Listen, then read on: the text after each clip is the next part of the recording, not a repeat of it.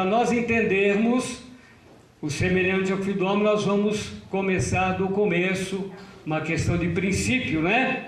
Apocalipse 14, tá bom? Todos acharam já? Não acharam ainda? Apocalipse é o último livro da Bíblia Sagrada.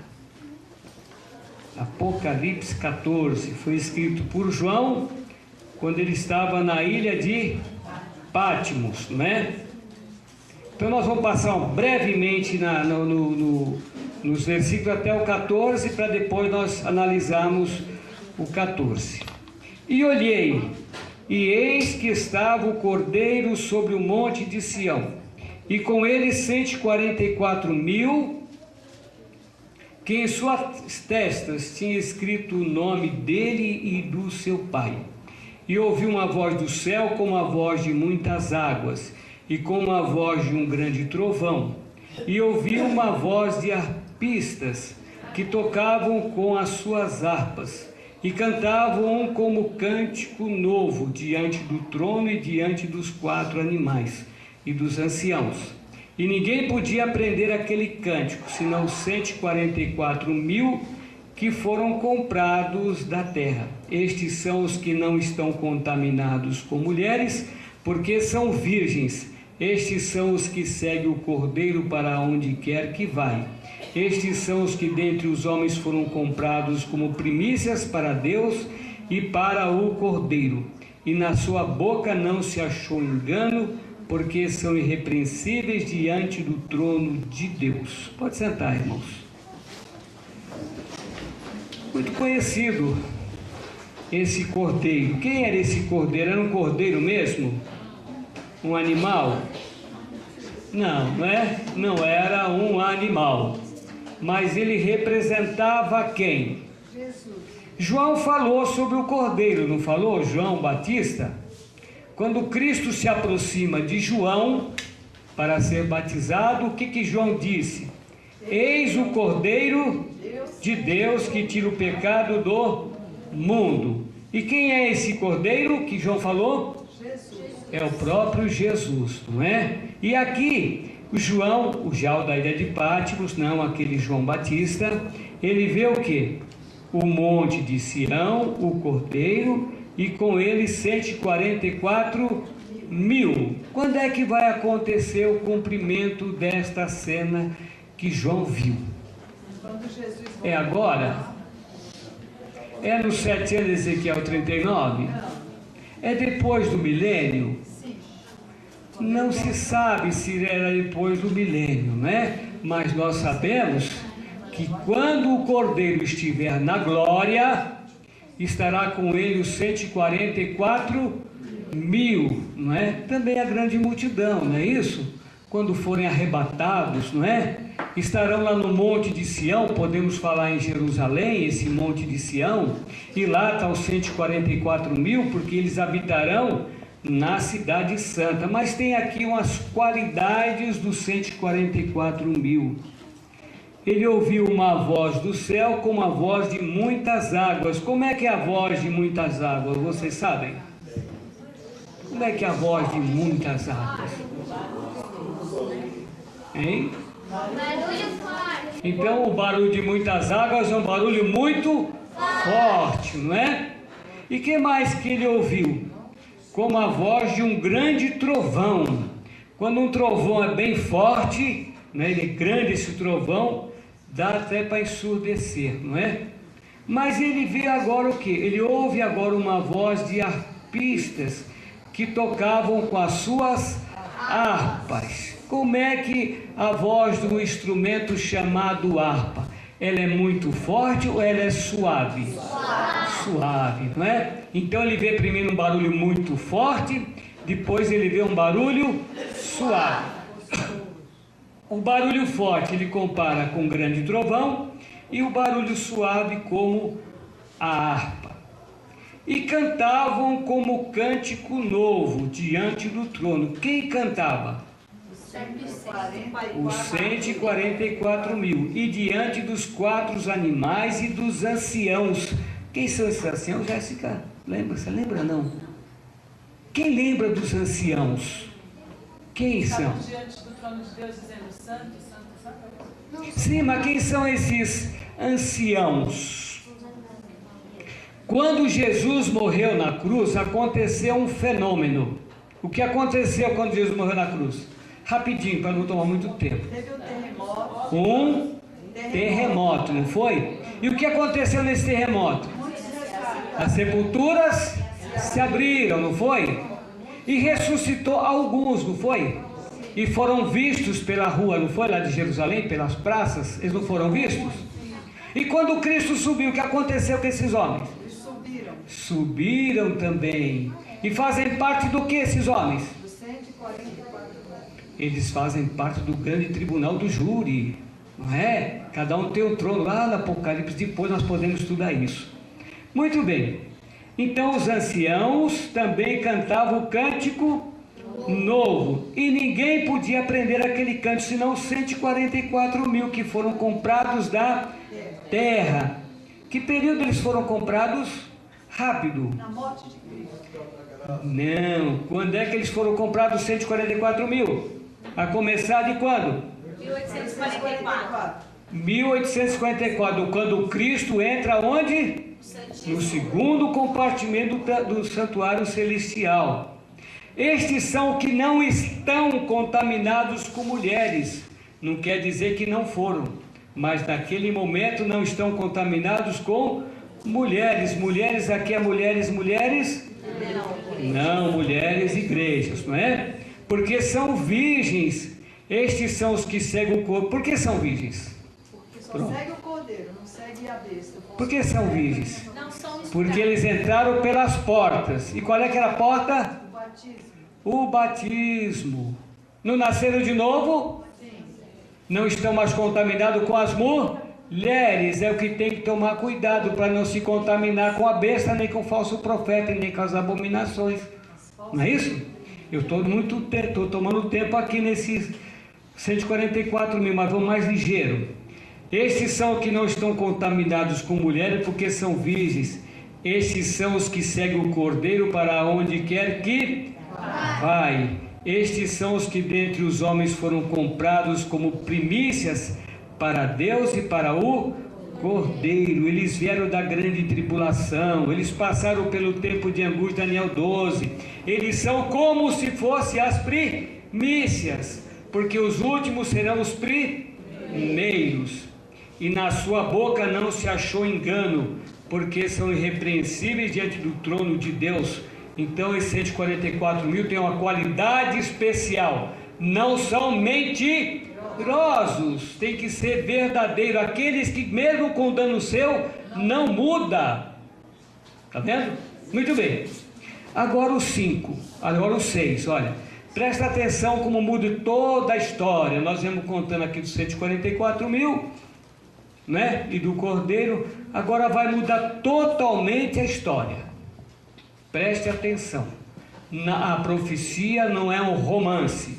Como é que é romance? Começo, meio e fim. Se eu vou contar a vida de alguma pessoa, fazer uma biografia de alguém, eu vou contar quando nasceu, onde cresceu, se envelheceu, se casou, se não casou, se estudou, se não estudou, né? E depois morreu. Esses 5 versículos falou de uma coisa, agora vai falar totalmente diferente. E nós temos que estar ligados, tá bom? O versículo 6, pega aí na sua Bíblia. E vi outro anjo voar pelo meio do céu, e tinha o evangelho eterno para o proclamar aos que habitam sobre a terra, e a toda a nação e tribo, língua e povo, dizendo com grande voz: temei a Deus e dá-lhe glória, porque vinda é hora do seu juízo, e adorai aquele que fez o céu e a terra e o mar e as fontes das águas. Interessante que no começo, aí, desculpa cortar, fala que na sua testa estava escrito o nome dele e de seu pai. Muito bem. Aonde você pegou isso aqui? No começo, né? Tá bom. Depois nós entramos nesse assunto. Muito bem. Então ele viu outro anjo voar pelo meio do céu. Que céu? O céu, aí de cima, o que diz que passa da nossa cabeça já é céu, né? Passou da nossa cabeça já é céu. Mas que céu? Da visão panorâmica do profeta. Eu conversava com os irmãos lá de Nova Odessa, que nós temos que fazer várias distinções. Não podemos ir na bruta, tentar explicar alguma coisa. Tudo que João viu foi em uma visão panorâmica. O que é isso? Alguma coisa que representou. Não foi o trono de Deus propriamente dito, não foi Cristo que propriamente dito, não foi Jesus propriamente dito. Ele viajou numa visão panorâmica. E vi outro anjo voar pelo meio do céu, e tinha o evangelho eterno para o proclamar aos que habitam sobre a terra e a toda nação e tribo e língua e povo, dizendo com grande voz: temei a Deus e dá-lhe glória, porque vinda é a hora do seu juízo, e adorar aquele que fez o céu, a terra, o mar e as fontes das águas. Qual era a missão desse anjo? Proclamar para as tribos, nações e línguas o quê? O que ele ia falar? Temer a Deus e dar glória. Temer a Deus e dar-lhe glória, que é vinda a hora do seu juízo. Que juízo é esse? 1844. Falou o pastor João. Ele falou acertadamente? Sim. Acertadamente. É o juízo em que Jesus agora entra no segundo compartimento do santuário celestial. Entrou lá em 1854 eternamente? Feito a sacerdote segundo a ordem de Melquisedeque, lá não saiu mais? Não. Dizem por aí que ele entrou lá e está de castigo, não é? E nós estamos aqui casando, dando em casamento, mas ele está de castigo. Ele não tem mais nada o que fazer nesse universo. É verdade ou mentira? Mentira. Porque ele tem a ver muita coisa agora. Nós pegamos na televisão, minha esposa até falou agora, que descobriram mais um planeta. Mandaram o Hubble lá, não sei como é que chama aquele ali? Hubble. E descobriu um planeta da fase dos habitáveis, com tudo. Nuvem, fumaça, ele tem tudo para ter vida. Deus está permitindo para que os homens vejam. E que aquilo que Jesus falou na casa do meu pai tem muitas moradas, de fato tem mesmo. Ele só ia preparar o lugar, né? Ajeitar lá, para a gente ir, se Deus permitir. Então alguém agora vem dizendo o quê? Que Jesus vai vir à terra, purificar a terra. Como chamava? Guilherme Miller. Era o anjo do Apocalipse 10. Lá pode ser um anjo, né? Pode ser representado por um homem, não pode? Apocalipse 10. Um pé na terra, outro no mar. E que tinha um livrinho que era doce como mel e na barriga amargo como fel. Quem é esse personagem? Era forte e descia do céu. Não é? Representado pelo Miller, Guilherme Miller, que pegou a profecia de Daniel 8,14, até 2.300 tarde de manhã o santuário seria purificado. E da ordem de Artaxerxes para reconstruir o quê? O templo ou os muros? Os muros, não é? Quem era que seria responsável para construir os muros? Esdras e Neemias, não é isso? Que ano 457, fazendo o cálculo, ele achava que seria na primavera de 1843. Jesus não veio. Fez recontagem outra vez e calculou que seria no outono de 1844 e Jesus também não veio. Muito bem. Então, dizendo com grande voz, temer a Deus da glória, que é vindo a hora do seu juízo, e adorar aquele que fez o céu, a terra, o mar e a fonte das águas. 8. Diga, irmão João. Não, eu queria dizer que ele veio, não veio a terra. Ah, sim. Calma, né, pastor João? Pastor João tá difícil, pastor João. E outro anjo seguiu, dizendo: caiu Babilônia, aquela grande cidade que a todas as nações deu a beber do vinho da ira da sua prostituição. Bem lembrado, pastor João. Também Miller, ao recontar, a calcular novamente, ele chegou também à conclusão que seria no outono que Cristo viria à terra. Mas segundo o pastor João, ele não veio à terra. Veio aonde, pastor João? no segundo compartimento do santuário celestial. Muito bem. Seguiu-se o terceiro anjo, dizendo com grande voz: se alguém adorar a besta e a sua imagem, receber o seu sinal na sua testa ou na sua mão, também o tal beberá do vinho da ira de Deus, que se deitou não misturado no cálice da sua ira, e será atormentado com fogo e enxofre diante dos santos anjos e diante do Cordeiro. Olha o Cordeiro aqui outra vez, não é? Então aqui o terceiro anjo vem dizendo o quê? Se alguém adorar a besta. E como se adora a besta? Fazendo a sua vontade. Obedecendo, não é? O que a besta fez no ano 325? Quem lembra? Rápido, para ganharmos tempo. Ó, só tem 5 minutos. Muda o sábado para domingo. Mudou o sábado, ele não tirou o sábado, mas acrescentou o domingo. O que mais? No ano 700 e... Que ano foi? 95. 700 e quanto? 95. 95 foi? O homem tem que fazer higiene no rosto. Tem que ficar bonitinho, né? Porque a barba é imundice. Vamos tirar a imundice da cara, não é isso? Em 1582 vem outro e fala: não, Deus falou que o mês é de lua nova, não é? O ano é lunar. As estações, primavera, verão e inverno, é baseado na lua. Não, Deus está errado, equivocado. O ano tem que ser baseado no sol. Eu vou dar mais uma atribuição para o sol, porque Deus deu para o sol marcar só o dia. E o sol não pode ser só o dia, ele tem que marcar também o ano. E com isso fez o calendário que começa em janeiro e termina em dezembro. E a contradição 10 dezembro, né? Dezembro, né? É 10, não é 12? E falou que setembro é 9.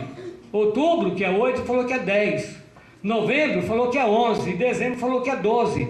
E todo mundo aceitou pacificamente. Não é isso? E se alguém adorar a besta e a sua imagem, e receber o seu sinal, ou na sua testa, ou na sua mão, o que vai acontecer com ele? Olha, também o tal beberá do vinho da ira de Deus, que se deitou não misturado no cálice da sua ira, e será atormentado com fogo e enxofre diante dos santos anjos e diante do Cordeiro. E o 11 diz: e o fumo do seu tormento sobe para todo sempre, e não tem repouso nem de dia nem de noite os que adoram a besta e a sua imagem, e aquele que receber o sinal do seu nome. E o povo de Deus tem repouso? Tem, não é? Porque Deus mandou: lembra-te do dia do sábado para o santificar. Foi isso, irmã Karine? Foi, não é isso? E não só o sábado semanal, mas tem mais 4 sábados. Aqui está a paciência dos santos, aqui estão os que guardam os mandamentos de Deus e a fé de Jesus. Fé em Jesus é uma coisa e a fé de Jesus é outra coisa, não é? A fé de Jesus é fazer a vontade do seu Pai que está no céu, foi isso? E nós fazendo a vontade do Pai que está no céu. Nós trabalhamos no sábado? Não. Nós violamos a lei de Deus? Não. E o 13 diz: e ouvi uma voz do céu que me dizia: escreve, bem-aventurados os mortos que desde agora morrem no Senhor. Sim, diz o Espírito, para que descanse seus trabalhos e as suas obras os sigam. Tem acontecido isso? Tem, não é?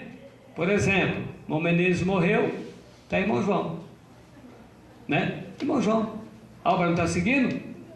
Tem 2 João, tem o Dão também, a obra está seguindo, a irmã Jonete também, né?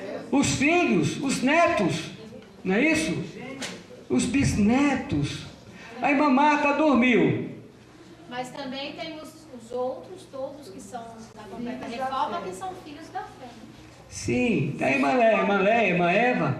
A irmã Marta dormiu, o irmão Lelé dormiu. Elas continuam? Continuam. Está até a bisnetinha deles lá que já dormiram, fazendo também o jejum. Vem aqui com uma gracinha. Levanta as mãozinhas, ora aqui. Não estão seguindo as obras? Bem-aventurado os mortos que desde agora morrem no Senhor. Sim, diz o Espírito, para que descansem seus trabalhos, suas obras sigam. Mas tem ressurreição para frente? Tem, foi também um debate lá no Rio de Janeiro, a ressurreição parcial, que nós podemos estudar um dia, né? Fiquei de volta lá, para a gente estudar essas coisas. Vamos lá, se Deus quiser. Mas agora entrou num momento importante, que é o Apocalipse 14, 14 a 16. Eu quero ler para vocês também. E olhei, e eis uma nuvem branca, e assentado sobre a nuvem, um semelhante ao Filho do Homem, que tinha sobre a sua cabeça uma coroa de ouro e na sua mão uma foice aguda. Como é que eram as características desse homem? Ele estava numa nuvem mesmo? Sentado numa nuvem? Nuvem? Do que é feita a nuvem? De água, não é? Tem nuvens densas, que são pedras de gelo, né? Que até o meu filho Alan, que trabalha lá no aeroporto, falou que os pilotos conversam com ele que essas pedras de gelo feito nuvem, o piloto tem que ser muito esperto para não entrar nessa, e que ele se rebenta, ele quebra todo o avião, não é? Então ele tem que saber que tipo de nuvem que ele pode entrar, não vai entrar em qualquer nuvem, senão ele causa um desastre. Então tem nuvem. Será que Jesus estava sentado numa nuvem de gelo? Ou esse homem estava sentado, porque aí suportava o peso, né? Há outras que são mais fluídicas, seria isso o nome? Essa é mais complicada de assentar. Então, na visão panorâmica, não é?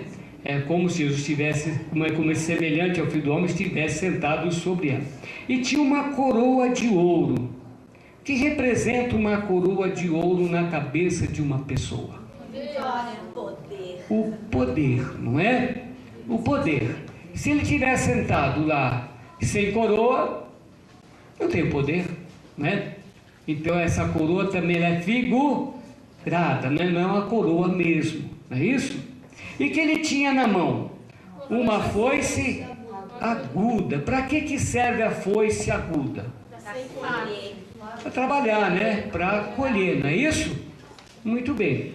E o 15 diz: e outro anjo saiu do templo clamando com grande voz ao que estava sentado sobre a nuvem: lança a tua foice e cega, é já vinda a hora de cegar, porque já se a terra está madura. E aquele que estava sentado sobre a nuvem meteu a sua foice à terra, e a terra foi cegada.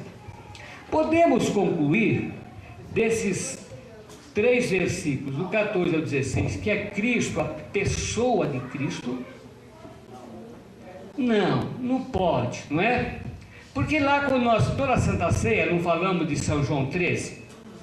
Jesus falando que não é o servo maior do que o seu Senhor, nem o enviado maior do que aquele que enviou, não é isso? Ora, quem está enviando quem? Um anjo enviando semelhante ao Filho do Homem. E esse Filho do Homem foi obediente ou foi mal criado, não fez o trabalho? Obediente, fez o trabalho, não foi? Agora eu pergunto para vocês, quem deu a primeira mensagem angélica? Miller.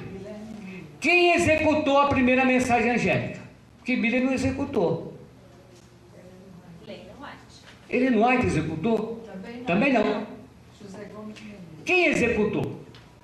Foi um cidadão nascido lá no Sergipe, que ele ouviu de Elias Tome Zorubi, viu?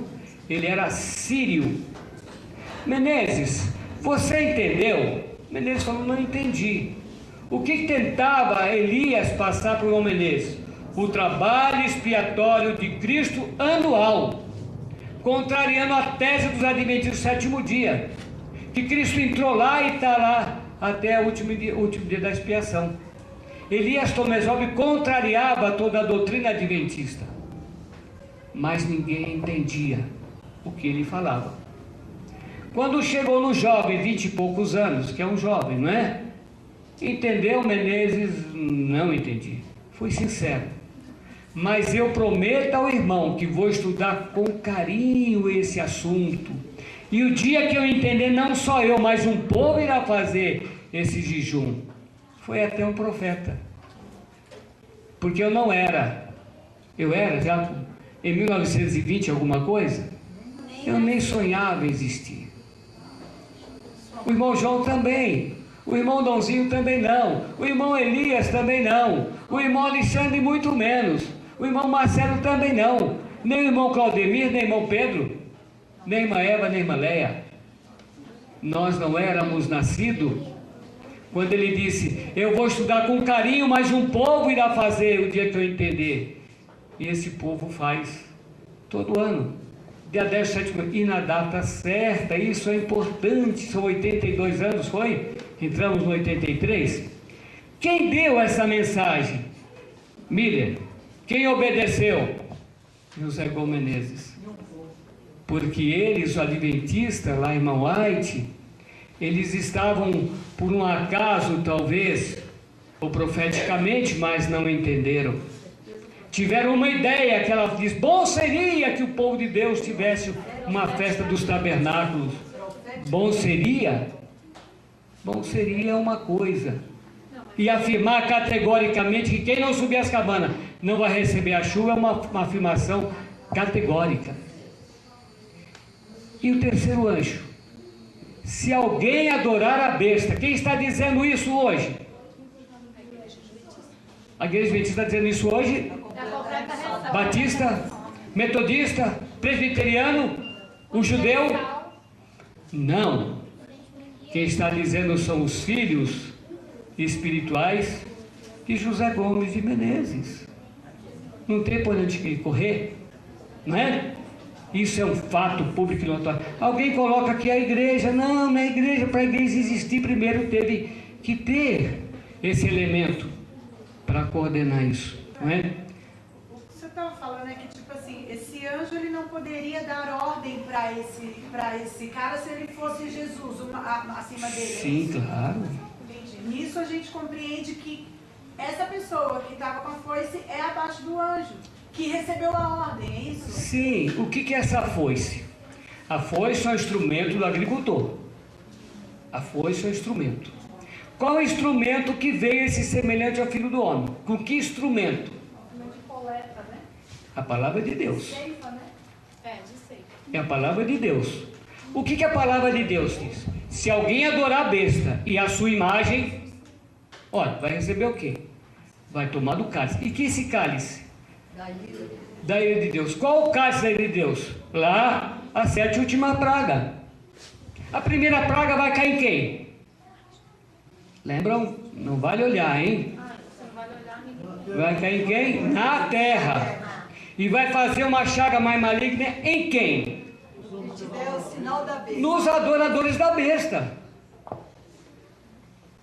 E qual é o sinal da besta? O que vai contrário ao sinal de Deus. Claro, vai. Por quê? Quem falou isso? Paulo em 2 Tessalonicenses, capítulo 2. Que se levanta contra tudo que se chama Deus ou se adora. Não é isso? Hélio, só para poder enfatizar o assunto, alguém poderá dizer: mas o irmão Menezes morreu. Mas aí, veja bem, a personagem dele pode ter morrido, mas a foice continua. Porque a foice vem representar exatamente a mensagem. Agora sim, quando ele dorme, né? Porque o justo não morre, porque Deus não é Deus de morto. Deus é Deus de morto? Não. Mas é Deus de Abraão, é Deus de Isaac, é Deus de Jacó. Abraão está vivo? Dorme. Dorme, está dormindo, não é? Vai ressuscitar para a vida eterna? Claro, não é? E os fiéis vão ressuscitar para a vida eterna. Mas aí dormiu o homem. Apocalipse 19, não é? Seguiu o cavaleiro, o exército no céu, montado também em cavalos brancos e vestes resplandecentes. Quem é esse exército do céu? Que céu? Céu ou da visão panorâmica? Da visão de João. Quem é esse exército do céu? Também vestido com vestes brancas, não é isso? Muito bem. Mas o que Jesus falou da sua vinda? Mateus 24. Vamos ver se é o mesmo do homem na nuvem, tá bom? Só para nós encerrarmos, que já passamos do horário. São Mateus 24. Diga, irmão João. Nós falamos no primeiro tempo aí dos anatrais. Sim. E olho a olho verão quando ele retornar, Senhor. Muito bem. Então como é que ele vai retornar, Senhor? E como é que eu vou olhar de olho a olho? Que atalaias são esses? Sim. Isso foi visto no primeiro tempo. Então aí nós entramos naquelas 3 ressurreições, né? Uma parcial, a primeira dos santos e a segunda dos ímpios, né? E aí nessa ressurreição parcial ressuscita os que morreram na mensagem do terceiro anjo, não é? Para depois aí vir Cristo na primeira ressurreição propriamente dita, não é? É um complexo, mas é importante. São Mateus 24, para nós encerrarmos, 24 até o 24, 29 ao 31. Olha. E logo depois da aflição daqueles dias, o sol escurecerá, e a lua não dará a sua luz, e as estrelas cairão do céu, e as potências do céu serão abaladas. Então aparecerá no céu o sinal do Filho do Homem, e todas as tribos da terra se lamentarão, e verão o Filho do Homem, vindo sobre as nuvens do céu, com poder e grande glória. E ele enviará os seus anjos, com rijo, clamor e trombeta, os quais ajuntarão os seus escolhidos desde os 4 cantos, dos 4 ventos, de uma a outra extremidade dos céus. Essa visão é a mesma do Apocalipse 14, 14 a 16? Não. Por que não? Porque olha, ó. Então aparecerá no céu o sinal do Filho do Homem. Lá não é semelhante ao Filho do Homem? Lá é Jesus? Não. Mas aqui quem é? Aqui é Jesus. O Filho do Homem, e todas as tribos da terra se lamentarão. E vão dizer o quê? Cai rocha sobre nós, e esconde na face daquele que vem sobre as nuvens do céu. Aí falando das nuvens e não da nuvem. Sim, claro. Olha. E verão o Filho do Homem vindo sobre as nuvens do céu com poder e grande glória. Aquele homem da nuvem está com poder e grande glória? Não, ele tem uma glória, tem uma coroa de ouro. Mas recebendo a ordem de um anjo, está com essa glória toda? Não, ele é submisso ao anjo. Ele está a serviço do anjo. O anjo grita com grande grita: lança a tua foice e cega, que é a vida ao cegar. Jesus não sabe a hora de cegar, precisa um anjo avisar para ele? Jesus só não sabe uma coisa. O que ele não sabe? O dia e a hora da sua vida. O dia e a hora da vinda dele, na terra? O dia e a hora do fechamento da porta. Ah, bom. O dia e a hora do fechamento da porta da graça. Da conclusão do trabalho expiatório. Ele não sabe. Poderia até saber, mas é também um segredo para ele, que talvez ele não entrou nessa questão. Mas dele vir na nuvem do céu? Não, Amós diz que Deus não fará coisa nenhuma sem te revelar os seus segredos, os seus servos, os profetas. E a irmã White diz que no dia de Deus, quando é o dia de Deus? Na 7ª praga. Será um barulho terrível, como lá os 144 mil, para os ímpios. Mas para os justos é como o som das harpas, não é? Ele vai anunciar o dia e a hora da vinda de Cristo na terra. E o 31, para encerrarmos, preste atenção no 31. E ele enviará os seus anjos com rijo, clamor e trombeta, os quais ajuntarão os seus escolhidos desde os 4 ventos de uma a outra extremidade dos céu. Quem envia? Jesus envia. Envia quem? Os seus anjos. Ele não é enviado pelo anjo. Ele envia os seus anjos para fazer o quê? Fazer a colheita ou fazer a recolheita? Recolher. Recolher o quê? O que os seus servos colheram. Uma coisa é uma coisa. Meditem nisso. Aquele semelhante ao Filho do Homem, Apocalipse 14, é uma coisa. É uma situação. O Filho do Homem, de Mateus, é outra coisa. Não podemos misturar as coisas. Dizia meu professor tributário, uma coisa é uma coisa, outra coisa é outra coisa. Não se mistura. E nós temos que ter sabedoria, inteligência, para discernirmos as profecias. É o clamor do irmão Hélio. Estudem a Bíblia. Quando? Qualquer momento que der. Principalmente quando vocês acordarem. Dormiu? Acordou? Estou vivo?